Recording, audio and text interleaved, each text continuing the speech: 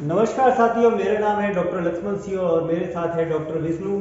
और आज हम जो मोहनगढ़ की घटना है उसका साइंटिफिक प्रूफ लेके आए हैं। और लोग क्या कह रहे हैं, साइंटिस्ट क्या कह रहे हैं, विदाउट कोई प्रूफ कुछ भी बातें बोल जा रहे हैं कि ये ऐसा है वैसा है। तो आज जो वीडियो होने वाली है आपको विद साइंटिफिक प्रूफ मिलेगी और इसके जो रिसर्च पेपर है उसके लिंक भी आपको बायो में नीचे आपको मिल जाएंगे। तो आज स्टार्ट करते हैं। सबसे पहले हम फ्लोइंग वेल की कंडीशन की बात करते हैं। तो ऐसा नहीं है, लोग कह रहे हैं कि बिल्कुल अद्भुत घटना है, कोई अद्भुत घटना नहीं है। ऐसे पहले भी बहुत सारे फ्लोइंग वेल है जिसकी डिटेल एक बार विष्णु जी वापस देंगे कि कहाँ कहाँ मिल रहे हैं flowing well. Doctor Lakshman Singh sir, ये जो अभी फ्लोइंग वेल का जो आप डायग्राम देख रहे हैं, ये दो फ्लोइंग वेल देख रहे हैं। एक एक ये दिख रहा है और एक ये दिख रहा है। इससे वहाँ पर लगभग 10-12 और फ्लोइंग वेल है।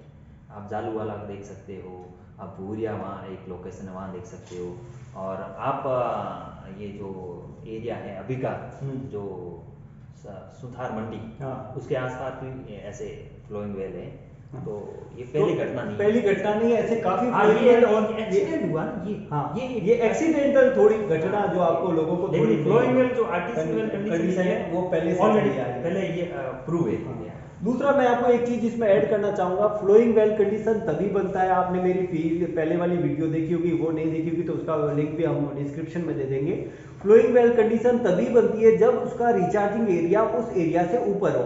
तो उस एरिया से जब रिचार्जिंग एरिया होगा और जब उसको कहीं ना कहीं बाहर आने की जगह मिलेगी तो वो फ्लोइंग कंडीशन, अगर फ्लोइंग कंडीशन है क्योंकि जमीन लेवल थोड़ा सा ऊपर है तो नीचे है तो फ्लोइंग कंडीशन देखने को मिलेगी। नहीं तो वाटर लेवल काफी ऊपर जाना है, उसको आर्टिशियल कंडीशन कहते हैं। वो आर्टिशियल कंडीशन आपको देखने को मिलती है। तो इसमें कोई ये डायग्राम आप देख सकते हो, यूनिक है नहीं। इसमें देखें तो ये अब इसमें ये ज्यादा जो निकाला है इसका भी अपन कारण बताएंगे कि इतना प्रेशर से पानी क्यों आया, उसका कारण भी आगे आपको देखने को मिलेगा। और ये फ्लोइंग कंडीशन ऐसा है पहले भी आपको देखने को मिल चुकी है। अब रही बात पानी की एज की, जो एज बताई जा रही है कई लाखों सालों में बताई जा रही है, वो बिल्कुल बिन बुनियादी और फिजूल बातें हैं। क्योंकि एक टर्मिनोलॉजी होती है रेजिडेंट टाइम, हर जो भी वाटर होती है उसका कुछ ना कोई रेजिडेंट टाइम होता है। और रेजिडेंट टाइम कैसे कैलकुलेट करते हैं वो भी हम आपको बताएंगे। और उसका जियोलॉजिकल टाइम स्केल से रिलेशन क्या है वो भी मैं बताऊंगा। अब आपको इसको अलग तरीके से समझाने के लिए बताओ, एक घर बना हुआ है 100 साल पुराना है, उसमें जरूरी नहीं है कि उसमें रहने वाले लोग भी 100 साल पुराने हो। पहले दादा रहे होंगे, फिर उसके बाद पिताजी, फिर उसके बच्चे, फिर उसके बच्चे रहेंगे। तो रॉक तो वही रहती है लेकिन टाइम के साथ पानी चेंज होता रहता है। क्यों? इसको कहते हैं हाइड्रोलॉजिकल साइकिल।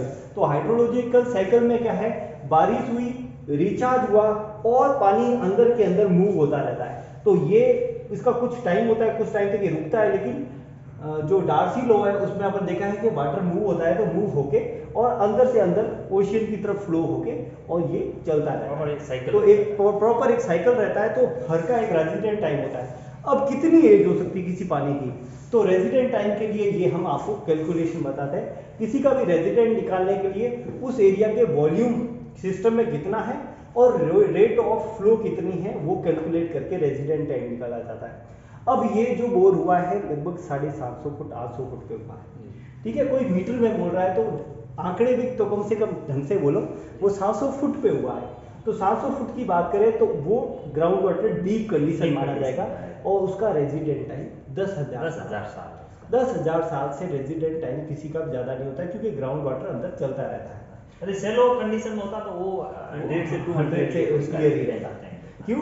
सेलो कंडीशन में ऐसा है क्योंकि रिचार्जिंग मिलता है तो उसकी जो ग्राउंड वाटर फ्लो की स्पीड है वो थोड़ी सी तेज होती है। तो ये सबका रेजिडेंट टाइम है और ये आप देख सकते हो। जो उस एरिया की जो रॉक्स है ना, जो टर्सरी टाइप की रॉक है, टर्सरी टाइम की, वो उसकी 60 लाख साल उसकी, हाँ, ना कि उसकी वाटर की। हाँ, अब ये जैसा कि विष्णु ने बताया कि वो जो एज बता रहे हैं वो बता रहे हैं टर्सरी एज का है। टर्सरी एज तो टर्सरी की रॉक है, इसका मतलब उसमें पानी मिलने वाला वो उतनी है एज का टर्सरी एज का नहीं मिलेगा।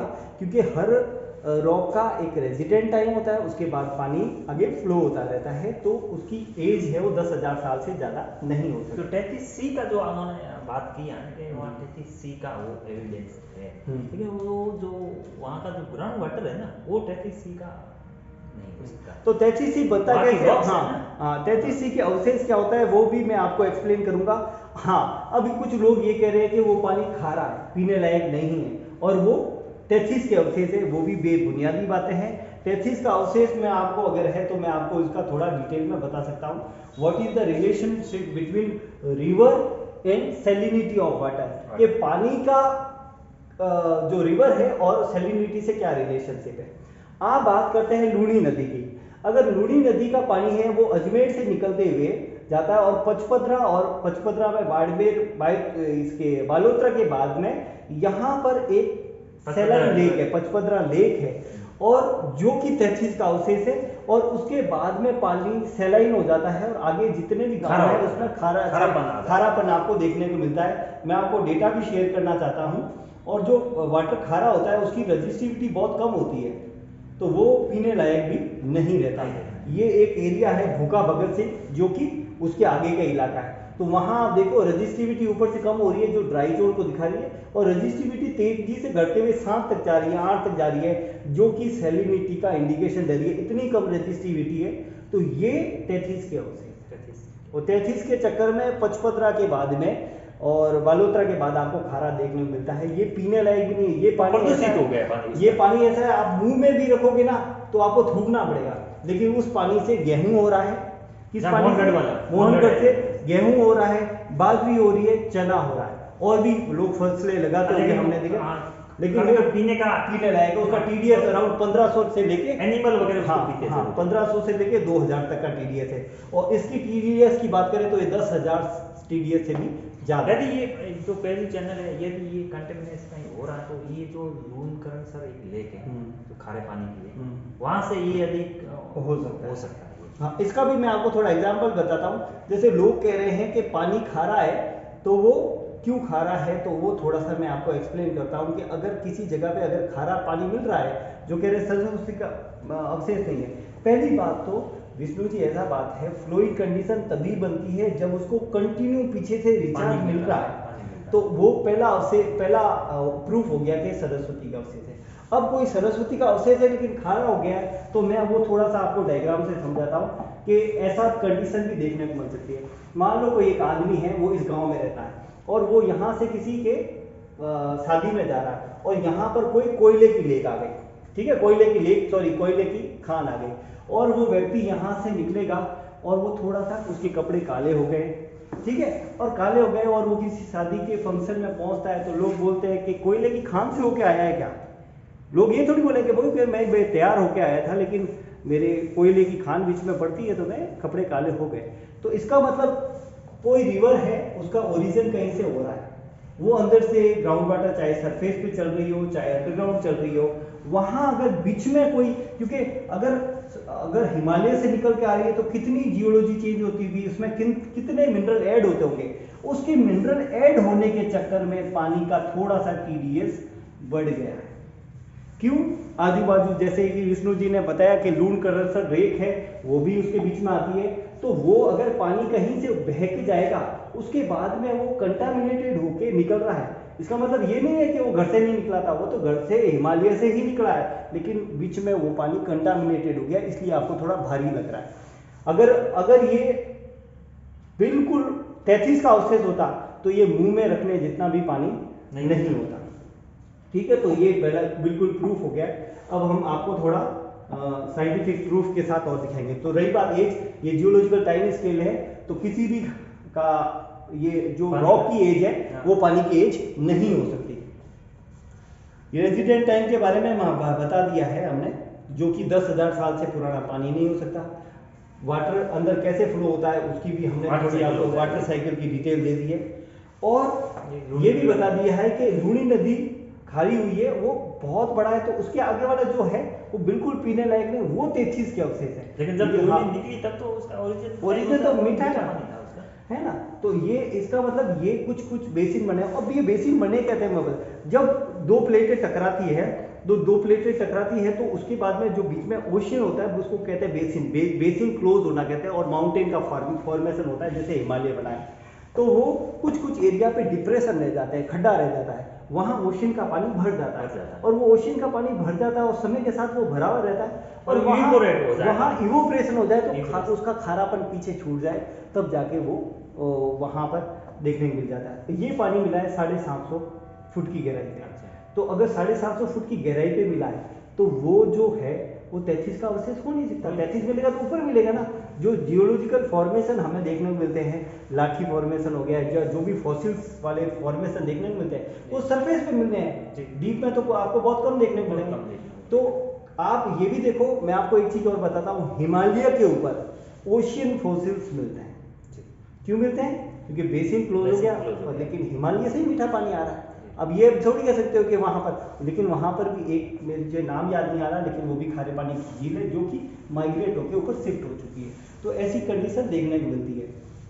अब ये आर्टिफिशियल कंडीशन देखने को मिल रही है, इसका मतलब हिमालय ही मान ले इसको, इसका पीजियोमेट्रिक सरफेस बहुत ऊपर है और वो उसको मेंटेन करने के लिए फ्लोइंग कंडीशन दे रहा था। अब मैंने एक डायग्राम और दिखाया था कि अब ये बह नहीं रहा है, तो बह नहीं रहा है इसका मतलब इसको फ्लोइंग वेल ना बोल के, तो टर्मिनोलॉजी सही है। अगर फ्री फ्लोइंग है तो उसको फ्लोइंग वेल कहेंगे, और वाटर लेवल अगर थोड़ा सा नीचे है तो उसको कहेंगे आर्टिशियल कंडीशन। तो उसमें आर्टिशियल कंडीशन अभी भी देखने को मिल रही है और पानी काफ़ी ऊपर आपको देखने को मिल रहा है, जो कि एक नॉर्मल जियोलॉजिकल घटना है।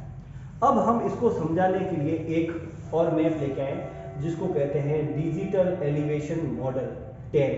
ये जो 3D एलिवेशन है, 3D करता है, जिससे ये पता चलता है कि इसका जो है एलिवेशन कितना है और उस एरिया के अच्छी तरीके से मैपिंग हो सकती है। तो इसमें मैं थोड़ी सी विष्णु जी को फिर से एक बार बताऊंगा कि इसको थोड़ा सा ये एक्सप्लेन करें। ये आप देख सकते हैं, ये बहुत सारे पहले चैनल वहाँ से निकल रहे हैं अपने हिमालय से। तो अपना लोकेशन था गग्गर का एरिया है, ये आ रहा है अपना तनोट, और इसके यहाँ है अपना मोहनगढ़। मोहनगढ़ के पास में ही ये पहलू चैनल, बहुत सारे वहाँ पर पहलू चैनल दिखते हैं। और मोहनगढ़ के बाद में नाचना के पास में भी वेल, इसके फ्लोइंग वेल भी अपन को वहाँ मिलते हैं। नाचना के पास में एक लोकेशन है, मैंने आपको पहले भी बताया पिछले वाले वीडियो में, और जो लोकेशन है ये जालूवाला, वहाँ पर आज भी उसका जो अभी मोहनगढ़ वाली कंडीशन है ना, वो सेम कंडीशन वहाँ पर अपन को वहाँ पर भी फ्लोइंग वेल निकल रहा है पानी। तो ये आप देख सकते हो इसका, ये इसमें मैं एक अमलकर का ही पेपर है, डॉक्टर सर अमलकर सर है काजरी, जो कि काजरी से रिटायर्ड 2012 में रिटायर्ड हो चुके थे। उनका रिसर्च पेपर है जो हमने ऐड किया है। तो इस फोटो में आप ध्यान से देखो, ये भी एक डैम मॉडल है, डिजिटल एलिवेशन मॉडल है।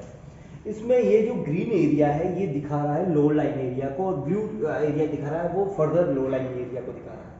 अब आप देखो कि अगर कोई ये बहुत सारे पैलियो चैनल है, रिवर हमेशा अपना पाथ चेंज करती रहती है, चाहे वो अंडरग्राउंड हो चाहे वो सरफेस पे हो, वो अपना पाथ चेंज करती रहती है, ठीक है। अब आप ध्यान से देखो, जब ये अगर बाई चांस सरस्वती एक चीज और मैं आपको टर्मिनोलॉजी बताता हूँ। एक कहते हैं रिवर पायरेसी। रिवर पायरेसी क्या होती है? एक रिवर दूसरी रिवर का पाथ है कैप्चर कर लेती है। अगर किसी एरिया का जो ग्रेडियंट है, ढाल ज़्यादा हो, तो वो एक रिवर दूसरे रिवर का पाथ चोरी कर लेती है। इसलिए ये ज़्यादातर रिवर है वो माइग्रेट हो गई टूवर्ड क्या नाम है इस रिवर का, सतलज की ओर, ये जो भी क्या नाम है अपनी इंडस रिवर की ओर, है ना, सिंधु रिवर की ओर। तो ये थोड़ा माइग्रेशन देखने को मिलता है। लेकिन आर्टिशियल कंडीशन क्यों दिख रही है? ऊपर से पानी आ रहा है, लेकिन यहाँ आगे वाला जो जैसलमेर वाला एरिया है वो थोड़ा अपर एरिया है, जिसके कारण अगर जैसे पानी ऐसे आएगा, मैं आपको एक और डायग्राम बना के बताता हूँ। मैं आपको एक डायग्राम बता के बताता हूँ। मान लो यहाँ से कहीं से ये कोई वैली वाला पोर्शन है और ये इस तरीके से अंदर है। अब उन्होंने बोर पंचर किया, तो बोर पंचर किया तो ये जो एरिया ऊपर क्यों हो गया? क्योंकि यहाँ पर जो एरिया है वो हाई एलिवेशन वाला एरिया हो गया। तो पानी क्या होगा कि यहाँ से टकराएगा, ऐसे ऊपर ही जाएगा ना, तो वहाँ पर इस एरिया तक आपको फ्लोइंग कंडीशन देखने को पूरे में मिलेगी। और आगे जाओगे तो फ्लोइंग कंडीशन क्यों नहीं मिल रही है, क्योंकि यहाँ पर इसमें बैरियर का काम कर रही है ये, और बैरियर के काम करने के चक्कर में आपको सिर्फ उस एरिया में एक पर्टिकुलर लिनियामेंट में बहुत सारे आपको फ्लोइंग वेल देखने को मिलेंगे। ठीक है, तो ये कंडीशन है।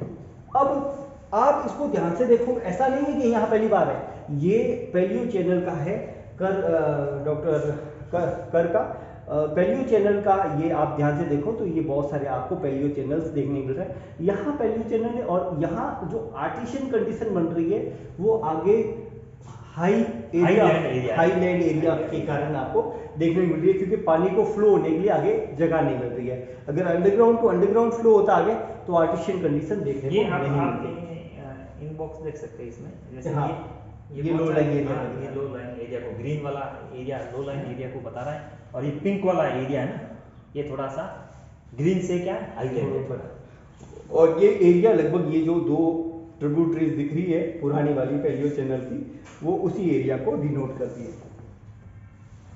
इस एरिया को समझाने की कोशिश करते हैं, क्योंकि ये भी 3D में आपको दिखा रहा है वो सेम एरिया, ये पूरा एरिया अपलिफ्टेड है, थोड़ा उठा हुआ है, लेकिन ये जो 6 नंबर एरिया है ये थोड़ा लो लाइन एरिया है, इसलिए यहाँ पर आपको आर्टिशियन कंडीशन देखने को मिल रही है, जो कि पूर्ण रूप से सरस्वती के अवशेष हो सकती है। पानी खारा क्यों है, तो मैंने बता दिया कि रिवर यहाँ से चल के आ रही है, चल के आ रही है, चल के आ रही है, चल के आ रही है, तो कितने जियोलॉजिकल फॉर्मेशन से होके आ रही है अंदर, इसलिए उसका TDS बढ़ गया है, इसलिए आपको पानी खारा लग रहा है। वो खारा नहीं है, वो पीने लायक है, लोग उससे खेती कर रहे हैं, उसका TDS अराउंड 1500 से 2000 होगा, लेकिन उससे गेहूं की खेती होती है, चने की होती है, और बाजरा भी उससे होता है। अगर ये 33 के अवशेष होते तो TDS 5000 10,000 से ज़्यादा होता, और पानी बिल्कुल भी पीने लायक नहीं होता। अब इस कंडीशन को वापस इसे डिनोट करें, ये एक बाउंड्री बता रहे हैं भारत पाकिस्तान की, तो ये पूरा एरिया ये यही है, ये ट्रिब्यूटरीज का ही इलाका है, इसको मैच करके आप देख सकते हैं। तो इसके जो भी प्रूफ है वो आप आगे देख सकते हो, जो आपको देखने को मिल सकता है। अगर इसकी फर्दर स्टडी की बात करें तो हमारे हिसाब से तो बिल्कुल सरस्वती रिवर है। आप कोई भी काम बोलो तो उसका एक साइंटिफिक प्रूफ दिखाओ। मैं आपको सबसे पहले साइंटिफिक प्रूफ बोलूँगा कि हमने ही सबसे पहले बताया कि वहाँ बहुत सारे आर्टिशियन कंडीशन है, ठीक है। तो पहला होना आर्टिशियन कंडीशन, दूसरा उसकी जियोलॉजिकल एज, रेजिडेंट टाइम, हर पानी का रेजिडेंट टाइम होता है, तो आप ऐसे कह दो कि इतने लाख साल पुराना है, और ये तो ये भी बात, रेजिडेंट टाइम और जियोलॉजिकल टाइम दोनों अलग अलग है। तो आप इस पे थोड़ा सा जो भी वीडियो बनाए तो थोड़ा जियोलॉजिकल टाइम को ही रेजिडेंट टाइम नहीं कह सकते हैं, हाँ ये हो सकता है। आप कोई भी वीडियो बनाने से पहले थोड़ा सा उसकी स्टडी करके फिर बनाए, ऐसे बेतुकी बातें करके लोगों को गुमराह ना करें, ठीक है। तीसरा है कि पानी फ्लो होता रहता है, जो कि कंडीशन देखने को मिलती है, जिसको हाइड्रोजियोलॉजिकल साइकिल कहते हैं। तीसरा है कि जैसे मैंने बताया कि रिवर कहीं से ओरिजिनेट होके आ रही है, ये तो सरफेस वाली है, सरफेस से कंटामिनेट हो रही है, लेकिन अंदर से अगर चल रही है तो अंदर भी क्योंकि मिनरल घुल रहे हैं तो TDS बढ़ सकता है, ठीक है। तो ये कंडीशन भी आपको इसको मद्देनजर रखने की बात है। फ्लोइंग कंडीशन है तो वहाँ आपको बहुत सारे फ्लोइंग कंडीशन देखने को मिल रहे हैं, और ये डैम वाला है जो कि बहुत अच्छा अमल करता रिसर्च है, जो कि बहुत अच्छी तरीके से आपको दिखा रहा है कि ये पैलियो चैनल्स है जो कि अंदर से, और रिचार्जिंग है, और आर्टिशियन कंडीशन बनती तब है जब उसका रिचार्जिंग एरिया ऊपर है। और एक अमलकट का इनका सरकारी पेपर एक है, उसमें बहुत सारे जो रिवर आ रही है हिमालय से, चाहे वो रावी हो, सतलज हो, ब्यास हो, झेलम हो, ठीक है, इन्होंने अपना रूट माइग्रेट कर दिया, ठीक है। ये जो अभी का जो अपना राजस्थान वाला एरिया बता रहे सरस्वती का अपन, या ये जो गगर का एरिया है, ये एरिया उसका ओल्ड चैनल था, उसका ओल्ड चैनल, ठीक है, और न्यू चैनल उनका थोड़ा डाइवर्ट हो गया। अब इसको भी ध्यान से देखो, ये सब सतलज का भी है, और रावी का भी है, और उसका झेलम का भी है, सब। अब आप इसको प्रेजेंट रिवर को देखो तो प्रेजेंट रिवर ये यहाँ बह रही है, लेकिन इसके ओरिजिनल पाथ है वो यहाँ थे, शिफ्ट हो चुका ओल्ड इसका था। और शिफ्ट क्यों हुए, क्योंकि जितना रिवर को लो लाइन एरिया देखने को मिलेगा वो उस तरफ बहने लग जाएगी। लेकिन इसका मैं एक एग्जांपल और दिखाता हूँ, अच्छा हुआ विष्णु जी ने आपको बताया, मैं आपको एक डायग्राम बताता हूँ। आप इसको ध्यान से देखो, ये एक गुजरात का एक इलाका है, डांग, वहाँ का एक ट्रैक है। ये रिवर आपको दिख रही होगी, ये कोई पैल्यू चैनल है, लेकिन अभी ये रिवर यहाँ से 120 डिग्री पे मुड़ जाती है और यहाँ फिर से फर्दर 120 डिग्री पे मुड़ जाती है। तो मैं इसको थोड़ा सा जूम आउट करके बताता हूँ, जिसको आपको देखने में थोड़ी सी आसानी हो जाएगी। ये रिवर 40 मीटर चौड़ी है, लेकिन जब ये किसी लिनियामेंट से गुजरती है तो ऐसे खड़ी हो जाती है, सिर्फ 4 मीटर चौड़ी चलती है और डीप सीटेड चलती है। ये लिनियामेंट अराउंड 1.4 किलोमीटर लंबा है। आप देख रहे हो कितने पतले इलाके से ये रिवर जा रही है, ठीक है। और फिर ये 90 डिग्री पे मुड़ रही है, जो कि बिल्कुल कुदरत का करिश्मा हो गया है। ऐसा होता नहीं है, लेकिन ये जियोलॉजिकल फीचर्स है। ये रिवर वापस चौड़ी हो गई, इसका मतलब ये इसका न्यू पाथ है। इसका पैलियो पाथ की बात करें तो पैलियो पाथ ये है, जिसमें ये आपको ये देखने को सब कुछ मिल रहा है। अब इस पैलियो पाथ की बात करें तो पैलियो पाथ के ऊपर अगर कोई रिवर अपना पाथ छोड़ भी देगी, लेकिन पैलियो पाथ जो पैलियो चैनल्स है वहाँ आपको स्प्रिंग्स देखने को मिलेंगे या फिर आर्टिशियन कंडीशन आपको देखने को मिलेगी। तो मैं आपको ले चलता हूँ बिल्कुल आर्टिशियन वेल कंडीशन पे। तो यहाँ पर एक हमने ओपन वेल सजेस्ट किया था, मैंने ही सजेस्ट किया था। इस ओपन वेल का ये वाटर लेवल देखो, यहाँ से स्प्रिंग्स निकल रहे हैं, यहाँ कोई रिवर नहीं है, लेकिन ये रिवर ये 24 मतलब सब जगह पानी सूख जाता है, लेकिन इस पैलियो चैनल में आपको पानी देखने को मिलता है, जो कि ये बताती है कि रिवर अपना पाथ छोड़ देती है, लेकिन अंडरग्राउंड से कहीं पानी आ रहा है, आज भी आ रहा है। ये सेम कंडीशन मोहनगढ़ में देखने को मिल रही है। बस मोहनगढ़ की कंडीशन है वो आर्टिशियन कंडीशन है, और ये कंडीशन है वो स्प्रिंग्स वाटर की कंडीशन है। सिर्फ इतना सा फर्क है। और ये बोर बहुत अच्छा चल रहा है, ये कुआं बहुत अच्छे तरीके से चल रहा है, जो कि बहुत अच्छा पैलियो चैनल का आपको प्रूफ प्रोवाइड कराता है। तो ये आप वीडियो बिल्कुल एक चीज़ इसमें मैं विष्णु जी और ऐड करना चाहूँगा, बिल्कुल सरकार ने 3 महीने की उस पर रोक लगा दी है। और उन लोगों को, क्योंकि देखो जितना प्रेशर रिलीज होना था हो गया था, जितना धंसना था धंस गया, क्योंकि मिट्टी जो है निकल के आएगी तो उसके साथ, क्योंकि वो बहुत प्रेशर से निकल के आया तो उसकी जो वॉल थी वो भी साथ में निकल के आई, जो कि क्ले के फॉर्म में आई, मिक्स होके आई। तो ये भी आपको सरकार को उसको निकालने की परमिशन देनी चाहिए और थोड़ी उसको हेल्प करनी चाहिए। और बाकी ये बिल्कुल सरस्वती के अवशेष है और आप इस पे ध्यान रखना चाहिए। जय हिंद, जय भारत।